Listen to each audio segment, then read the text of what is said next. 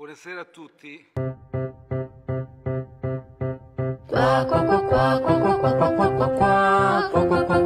Quarantena in qualità. Io sono uno che mai si infetterà. Voi restate a casa, tanto tutto bene andrà. Ogni giornata una spesa si farà, così potrò dire che la pizza sa ciò fa. Mentre tu dici che il mondo finirà, io in mezzo alla strada porto il cane a cagà.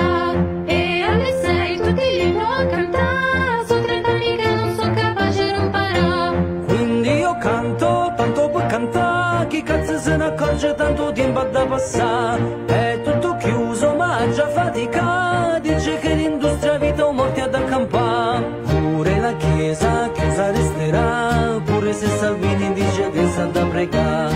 Lo aiutiamo se a casa resterà, poi c'ha la mandamma se nessuno vuole aiutare. Dice il governo che tutto bene andrà, fino alla diretta che chiusura ordinerà. Intanto gli artisti fanno bene a recitare, a fine crisi loro sanno solo sanno sta. Sì, la cultura nella crisi c'era già, solo che nessuno se ne accorge che ma fa. Dottori, scienziati, infermieri e fabbrica, da coprire uno struzzo dice io sapevo già.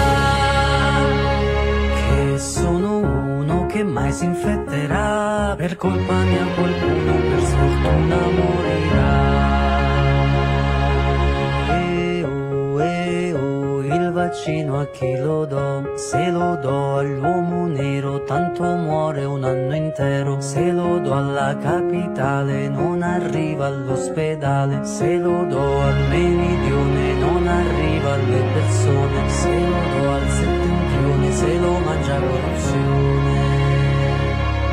Vedi, prima era quarantena, già l'Italia faceva pena.